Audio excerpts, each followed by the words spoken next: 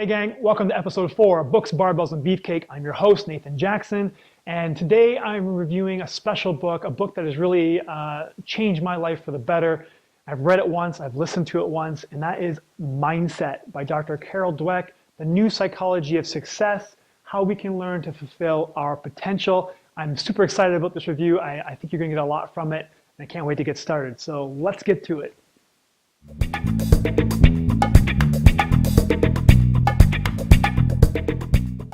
All right, guys, before we get into this, let me ask you a question here. Have you ever wanted to accomplish something or achieve something, and when you did the research and you found out the necessary steps that were required in order to achieve what you wanted to achieve, you packed it in and went home? Okay, you chalked it up as too difficult, or you chalked it up as I'm never going to be that good at this or that. I'm sure you have. I know I have. I know a lot of my clients have. So I'm pretty sure you have as well. That's a fixed mindset. Okay, Carol talks about the fixed mindset as well as a growth mindset and how they are related to different areas of our life, such things as parenting, business, school, and relationships. So, real quick, a fixed mindset person looks at things as either black or white, good or bad, because they believe that intelligence is basically static. Okay, your intelligence and your abilities you aren't able to improve upon. Whereas, a fixed mindset person always wants to perceive or be perceived as smart or athletic, okay? Whereas a growth mindset person is somebody who believes that you can always improve your intelligence, improve your abilities. A growth mindset person is very self-aware in that, an obstacle or quote unquote failure is just feedback. It's an opportunity to learn. When there's a challenge out there, a fixed mindset person is going to pack it in and go home, or they're going to avoid the challenge altogether. A growth mindset person is going to embrace the challenge. An obstacle, again, like one of those steps to try to get your challenge. The growth mindset person is going to accept and to embrace those and want to learn from each of those obstacles.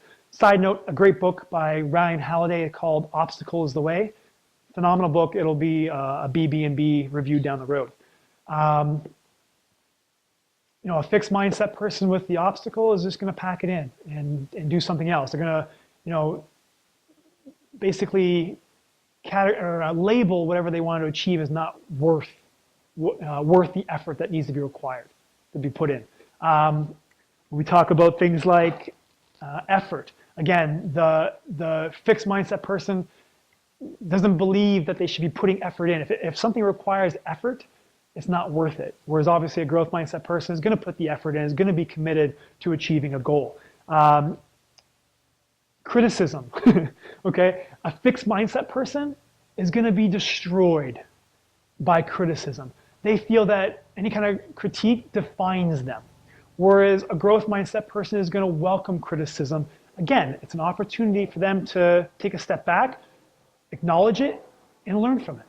Okay, successful people or success of others. A fixed mindset person is going to label that person as, maybe they were born with a silver spoon in their mouth, or they have all the talent in the world. Okay, they're going to protect their own confidence by making excuses, lying basically. A growth mindset person is going to look at somebody who is successful and be inspired by them and want to emulate them. Tony Robbins has a great quote. I think it's his quote. Or his saying in that success leaves clues. So if you're looking at somebody who's successful, there's clues there. Let's get after it. This is an area actually I can relate to in that I've come from a fixed mindset in this area before, where I've looked at my Instagram feed and my Facebook feed, and I've seen other trainers, other nutritionists doing great things. And I've started going into that like, they're doing great things. They were born with this, or they have a certain following because of this, or their success is because of that. Or I start feeling bad about myself, like, I'm not creating as much value as they are, or I'm not good enough. Hey, we all have areas that we need to improve on, right? So that's why I love having books and keeping a book on a bookshelf as a resource to refer back to. I don't like giving my actual copy of a book out to other people. I'd rather purchase it for them and have them read it. So let's talk about relationships. A fixed mindset person, if there's an issue or something that needs to be worked out, they basically believe the relationship is doomed to fail, okay? A growth mindset person understands that it takes two people to make a relationship work. So they're going to put the work in and become stronger and become more loving because they put the work in, they put the effort in. So again, like, if a relationship requires work, the fixed mindset person just believes that it was never meant to be. In terms of sports, she has a number of good analogies there, but let's talk about John McEnroe versus Michael Jordan. Both have insane amounts of talent, but John McEnroe, who was more of a fixed mindset, when he lost, he blamed everybody but himself. It was too warm, it was too cold. The guy in the 25th row, I could hear him eating popcorn. The line judge or referee was against me. Sorry, I don't know the term. Whereas Michael Jordan is arguably known for being the most hardest working, or one of the most hardest working athletes in sports, would put the work in, and because he put the work in, he had a sustainable, successful career. Whereas McEnroe won sporadically. He was never able to have that long-term success. Michael Jordan, when he was sick, is arguably known for having some of his best games. When he was sick, he looked at that as a challenge. Whereas John McEnroe, when he was sick, he was happy to use that as an excuse. Again, excuses protect a person's confidence. Let's talk about business here. She goes into talking about how CEOs who come from a growth mindset will hire employees who demonstrate the willingness to learn, the willingness to put the effort in and to commit to things, opposed to hiring people who just have the innate talent. Okay, and then finally here with parenting, I'm going to go into a couple things here. Parenting, coaching, and teaching. Okay, all kind of in the same category, but with parenting, she has a great story where a daughter is going to a gymnastics meet on the weekend. So she clears room on her bookshelf for a trophy. She goes and comes in third, and Carol asks you as the father in this scenario, who is going to address the child's, the child is obviously upset, and how the father addresses the child. Which one of these next scenarios is coming from a place of growth? And the first scenario is like, the father comes up and says, "Don't worry, honey, I think you were the best," or "I thought you were the best." The second scenario is, "Don't worry, honey, the judges robbed you. You deserve to win." The third one is, "Don't worry, honey, gymnastics doesn't really mean that much anyway." Fourth one was, "Don't worry, honey, you're going to get them next time." And then the fifth one was, "Honey, you didn't deserve to win." Okay? That's harsh. You didn't deserve to win. That's harsh for a father to say. But the context is, you didn't deserve to win this time.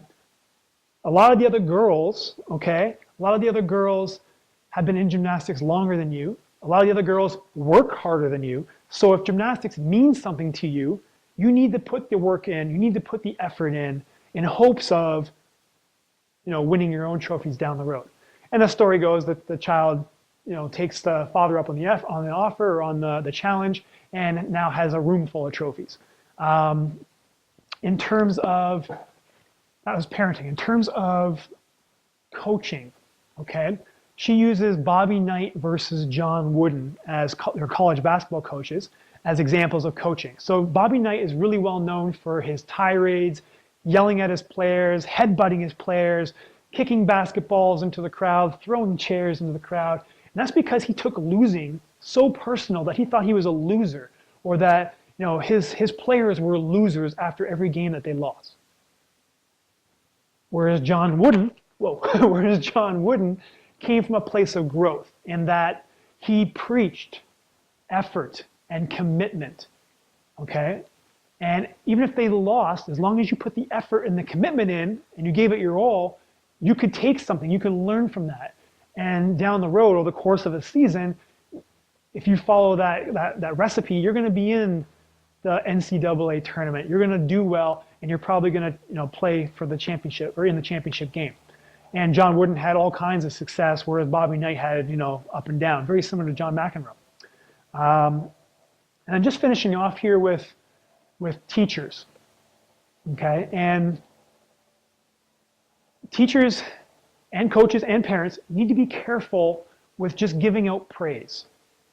So if a student does really well, I think it was a study where a student did really well on an exam, and there was two groups of people, fixed and growth, and the teacher came and said, you know, you're so smart, you did really well on the exam, you're so smart, Johnny.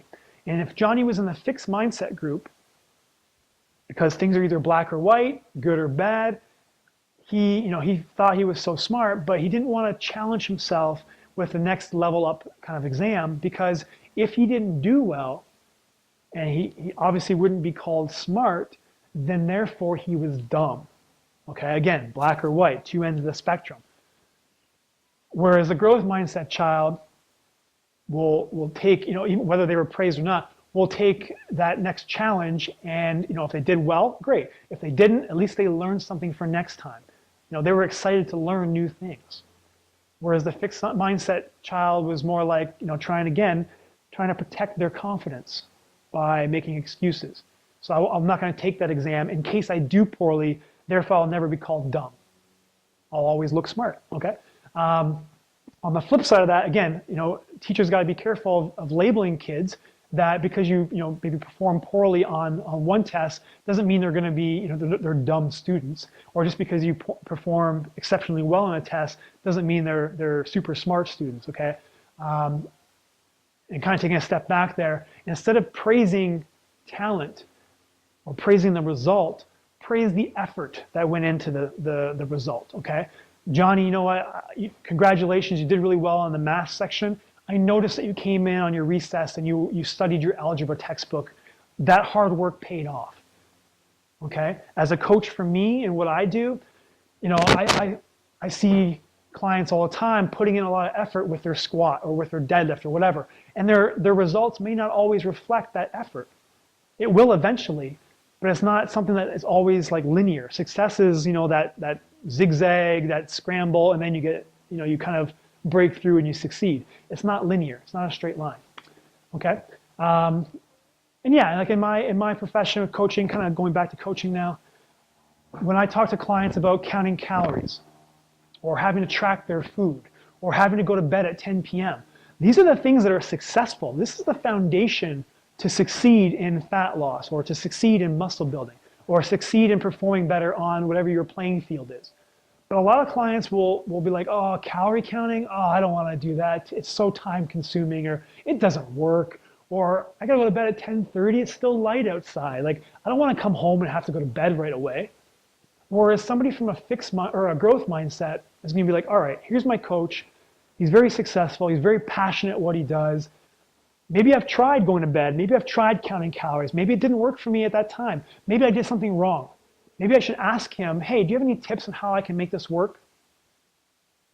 Okay. The Obstacle is the Way. Again, another great book. Ryan Holiday, check that out. Guys, I hope you enjoyed this. Do me a favor, click like, subscribe, share it around. If you do end up picking up this book, whether a book or audiobook, let me know what you think, okay? Guys, until next time, have a great day.